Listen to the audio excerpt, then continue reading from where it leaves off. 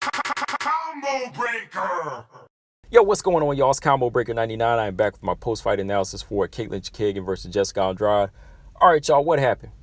I know so many people are going to say they knew for a fact that Jessica Andrade was going to win this fight, but when you're talking about the better skilled fighter, I still stand by my pick with Katlyn Chookagian as being that superior fighter. You know, she has the better footwork and the better jab, but Jessica Andrade is that fighter that's blessed with the behind-the-back win and just the ability to never lose focus. You know, I always give her that.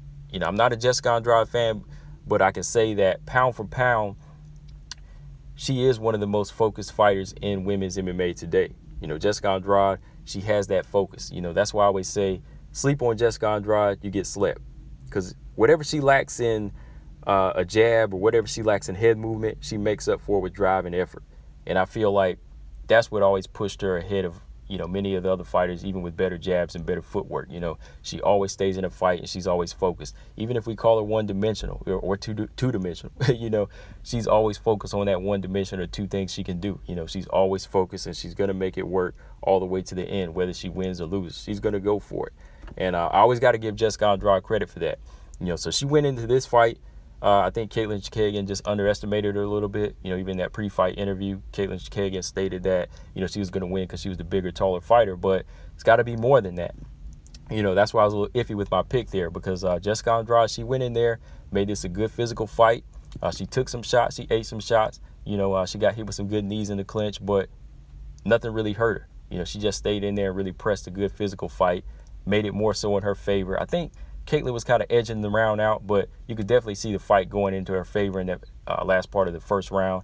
And it really went into her favor whenever she let that right hand go. And that's why I said in my keys to victory, Jessica Andrade's right hand was really going to play a factor if she closes that distance, and she did. The right hand didn't land upstairs in this fight. She landed a good one downstairs to the body of Katlyn Chookagian. Katlyn Chookagian walked away, grimacing from a body shot. Jessica Andrade jumped on her with two more body shots, made her ball up. The referee had to stop it. So, yeah, Jessica Andrade, she defeated Katlyn Chookagian first round stoppage via body shot. I did not see that coming. You know, I did not see her landing a good body shot like that. I didn't see her as a good body punch or anything like that. But, you know, I think she just took advantage of what was there. You know, and that's why I say that Jessica Andrade is a very focused fighter. You know, she'll work whatever she has at any moment when it comes to that physical brute strength. And for somebody like Katlyn Chookagian, you know, the blueprint to beat Jessica was there. You know, it's all about execution. So the MMA math didn't really add up into this one. You know, I feel like if Katlyn was focused plus her skill, she would have won. You know, because focus plus skill will beat a fighter who's just focused with no skill. You know, that's why I say don't sleep on Jessica or you'll get slept, because she is one of the most focused fighters pound for pound in the UFC. You know, like I said, not the best or not the most focused, but she definitely is a focused fighter in the UFC. Just going back real quick, looking at the first round, man, the only round, I feel like Katlyn, she started to establish a good jab. You know, she was getting into a good rhythm with the jab, but she started walking forward with the jab. Like, she wasn't like keeping good mid-range or, you know, boxing off the back foot. She started stepping into the jab. That's why Jessica could meet her halfway, and that closed the distance. So just Katlyn Chookagian, she got a little anxious. She started throwing some front kicks right away, and Jessica just pressed in. You know, she pressed past the front kick and pressed in for a clinch and got a takedown. And when she got a takedown, Katlyn tried to wrap up with a triangle, and right away Jessica showed that physical strength by kind of picking her up while the triangle was around her, and she slammed her once. But then she let Jessica back up, and it went back to standing. And Katlyn, she goes in for a tie clinch, and she controls and lands some good knees, really making Jessica a little bit uncomfortable here. And this is where I say Jessica, she's still not strong on the inside in these ways. Like, physically strong she is. Like, if she presses you or she throws a body shot or any type of shot upstairs, she can hurt you. But she's not really like a good inside fighter. Like, she's not educated in it. That's why Katlyn was able to control these tie clinches, you know, land some good knees and land some good shots. Now, when they broke out at a mid-range, Jessica surprised me a few times when she was trying to stand with Katlyn, because the power was there. Like, imagine if she really knew how to close the distance and land good shots, she'd do damage. Because she fired off a good leg kick, something she doesn't do often, and she dropped Katlyn. She dropped Katlyn with a good kick to that lead leg. Katlyn went down. And right there, man, I started to say to myself that, dang, Katlyn's looking a little frail. Katlyn actually looked a little frail the way she took that type of shot. She never absorbed that type of power before. I could see that. And right there, I said Jessica Andrade looked strong at flyweight. That was the one thing I had to say. Now, Jessica, if she had the technique to follow up after that leg kick, we could have seen some different things. But Katlyn, she recovered from that shot, and she started doing some nice work in the clinch. Good knees to the body that really started to kind of hurt Jessica a little bit, I think. She landed a couple good ones to the body, and at a range, she landed a good one to the face. She caught Jessica with a couple of these knees. And I think that Katlyn started turning the round into her favor. But the thing was, she was still not getting the respect. I think that Katlyn just needed to really sit down on these shots or go for the head kicks because she wasn't slowing Jessica down. And like I said, you can pile up points all day, but if you don't hurt Jessica, Jessica will continue to take a beating and keep coming. She'll continue to take a beating all day. If you're not getting the respect, she'll just stay in there. Like you can punch her all day, you can land these shots all day, but she'll walk through your punches if you don't put power on it. So finally, Jessica, she came in swinging with the right and the left, backed Katlyn to the fence. She locked in for a single leg, and what did she do? Of course, she picked Katlyn up and got the slam. And right away, the slam didn't have the effect like it did on some of the strawweights, so Katlyn, she got right back up. And it was like 10, 15 seconds left in the round, and on the inside, in like a half clinch, Jessica still had a right arm free. So Jessica, she let that right hand to the body go and connected to the body of Katlyn. Katlyn grimaced, like she actually made like a screw face, like she was giving Jessica Andrade props on how much it hurt, and she walked away. So Jessica, she jumped right on her. She ran after her, landed 2 more shots to the gut, a good left and a right. Katlyn balled up, and the referee, he just jumped in. Referee had to jump in. I know some people felt like it was premature. There were some people saying it was a premature stoppage, but once you eat 2 body shots like she did, and you ball up, and the fighter's about to jump on you again, the referee has to stop it.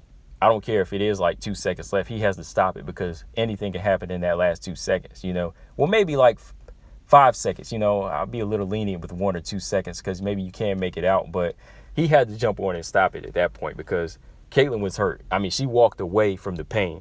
I mean, she didn't even go into defensive mode. She literally walked away like that was it. Like she didn't want anymore. And one thing I have to say is, man, these body shots, they're no joke, man. Like, I think the first one she landed, of course it wasn't expected because I saw Katlyn kind of look at, Katlyn's eyes was on the head of Jessica Andrade. So when the body shot landed, the way she reacted is where I think a lot of people would have reacted. The body shuts down.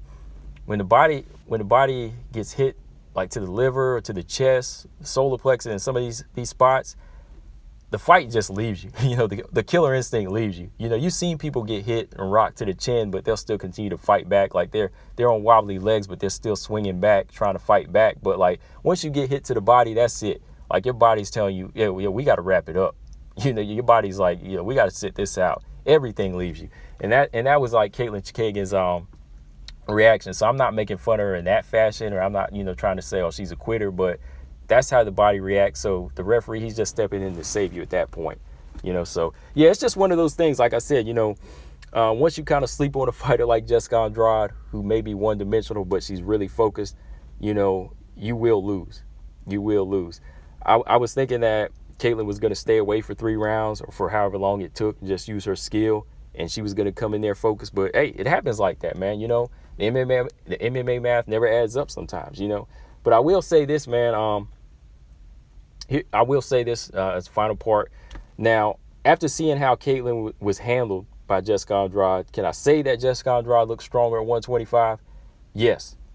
I can definitely say that Jessica Andrade, she looks stronger. But can I say she's improved? Not much.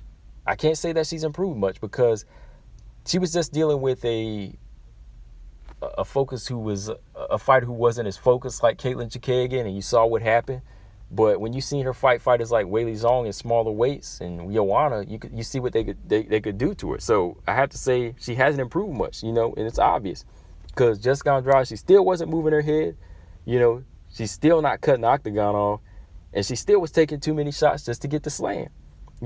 She really needs to work on mixing it up in there and taking a better calculated approach because, like I said, when it comes to the elite fighters, the Joannas, the Valentinas, the Weili Zhangs, a lot of these fighters are too strong for it, and they're just too versatile. That's why I say, she really needs to work on mixing it up with the stand-up and, adding that stuff to her focus, because once she does that, then she'll be more of a force.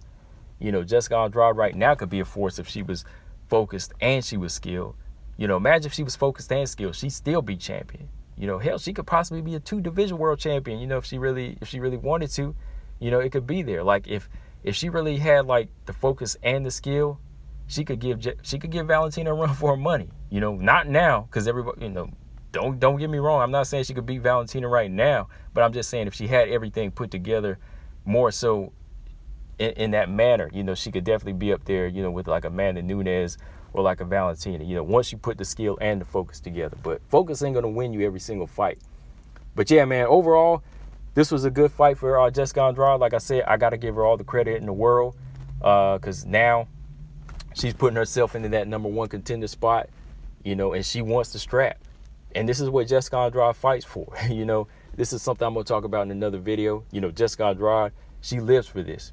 Not too many fighters do. Her, Cynthia Calvillo, Rose Namajunas, all these fighters, they live for competing. They want to fight the best. So if she surpasses some of these other flyweights, so be it. Don't get mad. Some of these flyweights, their reaction is, oh, Jessica Andrade, she don't deserve this. Hell yeah, she do. Because she went in there, took on the #1 contender, and now she wants the strap. That's what she fights for. Too many of these other flyweights, they were already there and they had the chance. But now that she pushed past these fighters, got her weight up, and said, oh, who do I got to get the strap? Let me get that. Let me get that fight. Now let me get that.